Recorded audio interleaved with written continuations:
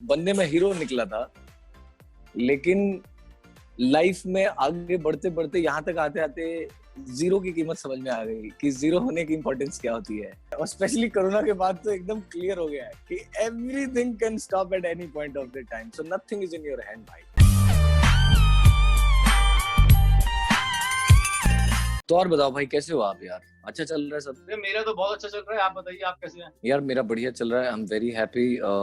Corona में भाई मैंने बहुत ट्रैवल किया और I'm having the best time of my life from last 6 months. Very educating, very evolving. जिंदगी की बहुत सारी बातें समझ में आई, बहुत सारी ऐसी चीजें थी जो when you are running, you don't see what you are missing in life because क्योंकि सामने नजर आता, आदमी लेफ्ट राइट देखना भूल जाता है। होता है ना कभी-कभी मंजिल तक पहुंचने के चक्कर में हम सफर का मजा नहीं ले पाते। अब मैं सफर का मजा ले रहा हूँ basically.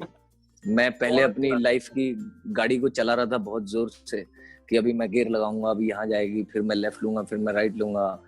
So this time I decided that I'm not going to drive this car anymore and I'll just sit and enjoy what is outside the window, what I see. So, and trust me, this is the most beautiful thing I have ever done in my life. And this is what I'm enjoying by. Yeah. तो अभी कोई project चल रहा है? यार मैंने अभी last नवंबर में फिल्म खत्म की थी। अच्छा। और फिल्म का नाम है मंडली। सो ये मेरी एज ए सोलो लीड होगी। आप कह सकते हो कि मेरी सोलो लीड पहली फिल्म जो है वो रिलीज होगी। और एक और फिल्म है गबरू गैंग, वो भी मेरी सोलो हीरो है। वो हमने पंजाब में शूट की है, वो शायद जैन एंड या फरवरी तक होगी, उसका कुछ पोस्ट का काम बाकी है। So that's why I am having the best time of my life because I am done with 2 films as a solo lead and now nothing to worry about, just travel. बहुत अच्छी बात है, उम्मीद करता हूँ कि यही जो दौर है ना ये चलता रहे सालों साल, जिंदगी भर। कल खेल में हम हो न हो, गर्दिश में तारे रहेंगे सदा, है ना? तो हो सकता है सर, ये तो चलता रहेगा। शो मस्ट गो ऑन, हम होंगे या नहीं होंगे, ये खेल ऐसे ही चलता रहेगा। And I am very happy कि मुझे इस लाइफ में जो मैंने सपना देखा था उसे पूरा करने का मौका मिला और मैं इस खेल का हिस्सा हूँ। ये हूँ लगाने के लिए 17 साल लग गए और इस हूँ में मुझे बहुत मजा आता है। That gives me the happiness कि यार मैं हूँ यहाँ। सबसे पहले ना मैं ये पूछना चाहता हूँ कि मैं आपको किस नाम से बुलाऊं? ये तो शेक्सपियर चचा बहुत पहले कह के गए हैं कि नाम में कुछ नहीं रखा है। ठीक है, वैसे मैं आज तक पूरे मीडिया में या कहीं पे भी किसी को भी ये बात नहीं पता है। मेरा घर का नाम शम्मी है। Shammi. So you can call me Shammi. तो बड़ा क्यूट नाम है शम्मी। हाँ यार। मिठाई सी लगती है, छोटी रसगुल्ले वाली। तो शम्मी जी, हमारे शो में आपका बहुत बहुत स्वागत है। यहाँ पर हम ना आपसे 24 क्वेश्चंस पूछेंगे। 24 सवाल? यार मैं बहुत बुरा हूँ सवालों में, मैं पहले बता देता हूँ, क्योंकि स्कूल में भी मैं बड़ा अपने एग्जाम्स वगैरह में ज्यादा अच्छे से सवालों के जवाब नहीं लिख पाता था। But I will speak my heart out for sure. कहीं ना कहीं मैंने ये जरूर सुना है कि जो लोग ऐसे बात करते हैं ना कि यार पता नहीं मैं क्या बोलूंगा, वो बहुत अच्छा जवाब देते हैं। जब हम बहुत ज्यादा सोच समझ के जवाब देते हैं ना, तब ज्यादा कैलकुलेटिव जवाब होता है, नपी तुली बातें होती हैं। जब आप अपने दिल से बोल देते हो तो आपको नहीं पता होता। जैसे मैं परफॉर्म भी करने जाता हूँ, मुझे कभी नहीं पता होता कि यार मैं कैसे परफॉर्म करने वाला हूँ। And it's very difficult for my director, it's very difficult for my को एक्टर्स ऑल्सो समटाइम्स, क्योंकि मैं रिहर्स करता हूँ उनके साथ, बट मुझे नहीं पता है फाइनल टेक में मैं कैसे रिएक्ट करने वाला हूँ, because that is the very first time when I am going to live that.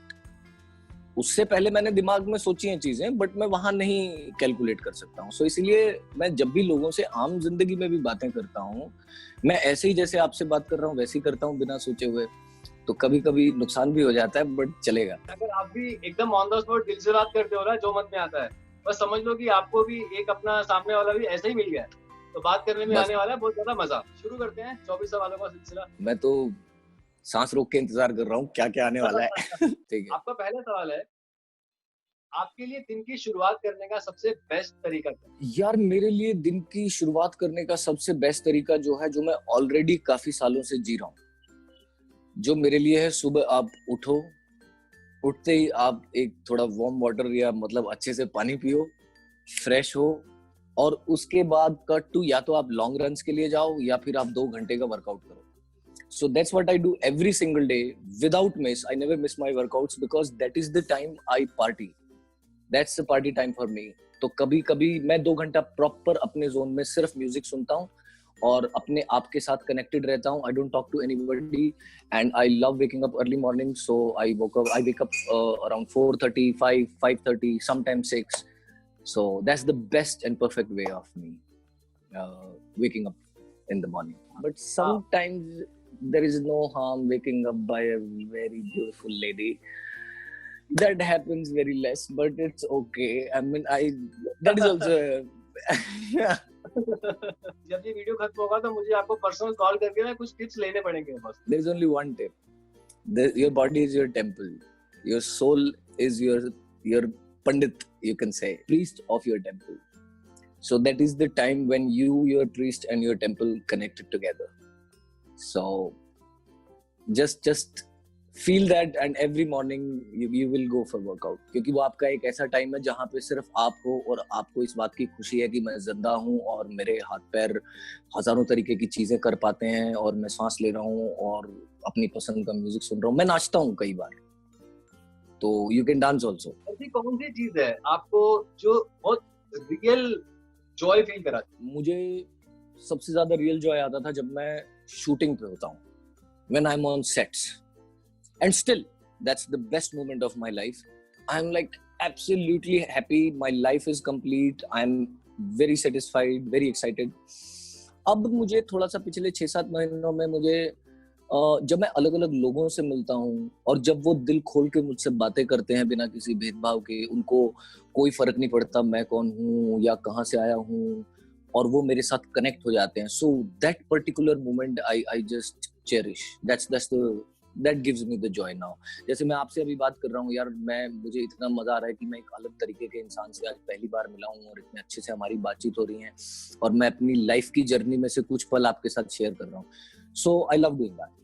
आप भी अपनी जिंदगी का इतना कीमती समय निकाल के आपने चुना कि यार मैं अभिषेक धवन के साथ बैठ के बात करूंगा और उससे 24 सवाल पूछूंगा. मुझे वो अटेंशन दी आपने, वो एनर्जी दी आपने. So thank you very much, bhai. Thank you very much for this. Trust me, all pleasure is mine. Seriously. We will fall in love. Tell me. Already fell in love. Already. ऐसी कोई mystery है जो आप चाहते हो कि काश मेरे पास इसका जवाब हो?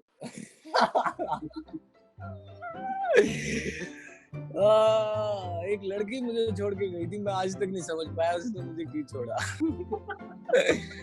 बिना बताए. मैं चाहता हूँ यार बता दे यार, तूने ऐसे क्या था कि जो मतलब मैंने यार इतना शरीफ बच्चा हूँ, मैंने तुझे इतना प्यार दिया, सब कुछ किया. I think mysteries are good, you know, they keep us alive भाई. अपने को मतलब उसी की खोज में लगे रहते हैं कि यार इस मिस्ट्री को, जिंदा हैं हम, क्यों पैदा हुए हैं, क्या हमारा मकसद. ऐसी बहुत सारी मिस्ट्रीज हैं. तो मैं मिस्ट्रीज को मिस्ट्रीज रहने देता हूँ और मैं सिर्फ एंजॉय करता हुआ उनके बीच में से निकल जाता हूँ. I think that's how I deal with it. You can say that. Books या मूवीज आप देखते होगे या पढ़ते होगे, तो ऐसा कोई डोनर है जो मतलब खास तौर पे आपको बहुत पसंद है? किताबों से मुझे खासा प्यार है नहीं. अभी आजकल थोड़ा बहुत पढ़ने लगा हूँ. स्कूल से ही मुझे मतलब 10 पेज पढ़ने के बाद नींद आ जाती है. Movies I can watch my whole life भाई. मतलब मुझे आप जितनी मर्जी, कोई भी अच्छी बुरी घटिया बढ़िया जो भी लोग उसके बारे में कहते रहे, बट लेकिन पर्दे के ऊपर कुछ कलाकार परफॉर्म कर रहे हैं, मैं उनको कितनी भी देर तक देख सकता हूँ. और जॉनर मेरा यार, मुझे सब तरीके की मूवीज अच्छी लगती है. ऐसा मैं कोई एक पर्टिकुलर जॉनर नहीं बोल सकता, बट यस, मुझे वो फिल्में बहुत अच्छी लगती हैं जो कहीं ना कहीं आपको झंझोड़ती हैं, जो आपको कहीं ना कहीं लाइफ के बारे में कुछ ऐसी बातें कह जाती हैं जो आपने. एक बड़ी प्यारी मूवी है वंडर, मैंने देखी थी. एक छोटा सा बच्चा है, उसका फेस जला हुआ होता है और वो हेलमेट पहन के रहता है हमेशा. एंड उसको एक बहुत प्यारी फिल्म है वो, मुझे बहुत पसंद है. The pursuit of happiness. I love that movie कि एक आम आदमी किस तरीके से इस so called society, so called financial cities के अंदर अपनी एक लिविंग के लिए उसको इतने पेन से गुजरना पड़ता है, और एक जॉब पाने के लिए वो क्या क्या नहीं करता है यार. And what happiness he gets, what joy he gets out of that job. And so yeah, something like that. ऐसा कौन सा काम था जो आपके पेरेंट्स सबसे ज्यादा मना करते थे कि बेटा नहीं करना है, पर आप जरूर करते थे? मेरे पेरेंट्स बोलते थे बेटा स्कूल से मत भाग, घर से मत भाग, और मेरे को वही बहुत पसंद था भाई। मैं घर से इतना भागा हूँ। मैं स्कूल में सिर्फ 300 दिन जाता था मैं, बाकी 60 दिन जाता था, और 300 दिन स्कूल से भाग के मैं थिएटर में फिल्म देखता था।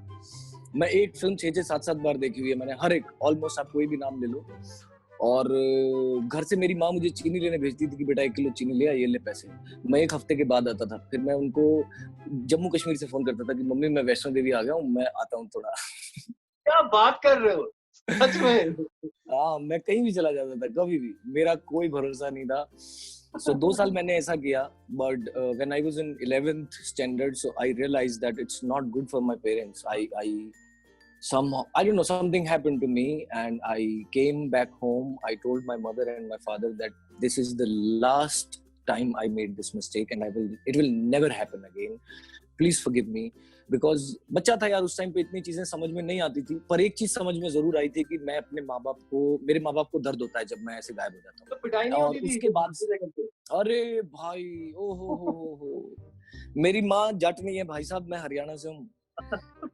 और मेरे इतने लंबे लंबे बाल हुआ करते थे ऐसे तेरे नाम वाले। तो मेरी माँ बालों को ऐसे बीच में से पकड़ कर नुका, हरामजादे कित गया था तू।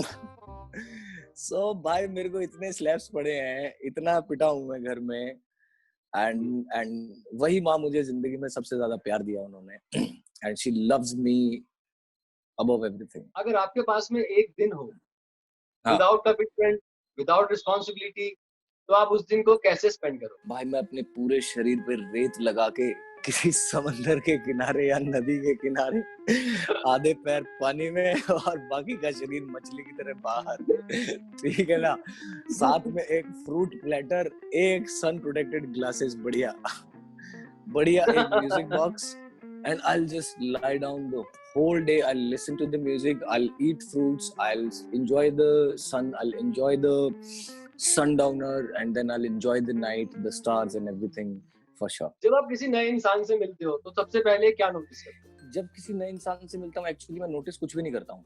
मैं simply I don't try to judge anybody. मैं जब मिलता हूँ तो उसको बोलने देता हूँ, मिलने देता हूँ, मैं भी बैठा रहता हूँ, और थोड़ी देर के बाद ऑटोमेटिकली मुझे कुछ वाइब्स आने लगती हैं कि यार इस आदमी के साथ मुझे और समय बिताना चाहिए या नहीं बिताना चाहिए। सो मैं कुछ भी ढूंढ नहीं रहा होता उनके अंदर। I don't see, I am not trying to look anything in anybody. I guess अगर मैं ढूंढने निकलूंगा तो हजारों चीजें निकल जाएंगी यार हम सब के अंदर। हम सब ने मुखौटे पहने हुए हैं बहुत ज्यादा अपने आप को प्रोटेक्ट करने के लिए, विच इज नॉट रॉन्ग। हम अगर अपने घर से बाहर निकलते हैं और लोगों से मिलते हैं तो हम बताते नहीं फिरेंगे कि यार मेरी टांग टूट गया, मेरे साथ ये हो गया, मेरे पास वो प्रॉब्लम है। So I don't try to find anything. I let them be who they are, and after a while, automatically they come out. You know, when they trust you, when I trust them, तो automatically हमारी कुछ tuning बन जाती है और हमें पता चल जाता है कि ठीक है यार ये इंसान से अब हमें दोबारा मिलना है या नहीं मिलना है। आपकी सबसे बड़ी इनसिक्योरिटी क्या है? मेरी इनसिक्योरिटी है यार, sometimes, not all the time, lack of money. Sometimes मैंने कभी पैसा सेव नहीं किया ज्यादा यार लाइफ में, और ज्यादा ऐसा कुछ कमाया भी नहीं, क्योंकि जो फिल्म्स आपको नई नई मिलती हैं, they don't pay you too much money, and Bombay is a very expensive city, so you really need to survive, and not only survive, you really need to take care of yourself, you know. If it's about your clothes, about your food, about the place where you live, so everything is expensive. So kabhi maine aisa, so I think my only insecurity is what will happen if I ran out of money. But actually I did run out of money several times. Now I'm coming out of that insecurity, because right after Corona I was like almost I almost broke, you know. I didn't had any money at all, and without having a single penny in my bank account, without having a single money or any financial security behind my back, in this Corona time I went to Goa. I was there for 1 month. I was learning MMA. Then I went to my hometown. I visited my parents, my masis, everything. Then I stayed with my friend. I really spent a very, very good time with him. We were playing tennis, working out together. Then I went to Rishikesh. I did yoga.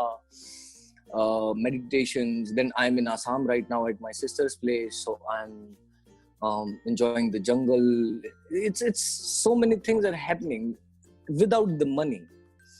So for some reason, I'm coming out of that insecurity that even if I don't have any money, I can enjoy my life to the fullest, you know. But still, sometimes I feel कि यार shit यार पैसे होने चाहिए. तो I'm there अभी. फिल्में आएंगी यार एक दो, फिर कहीं से पैसे आ जाएंगे, फिर कमा लूंगा. But it's okay, हो जाएगा. किसी ने आपको कहा है कभी कि आपकी स्माइल बहुत अच्छी है? Yes. I don't know, people have said it to me. और पहले मुझे अजीब सा लगता था, अब मुझे अपनी स्माइल कभी अच्छी नहीं लगी थी, बट बहुत सारे लोगों ने बोला और अब मुझे भी अपनी स्माइल बड़ी क्यूट लगने लगी है.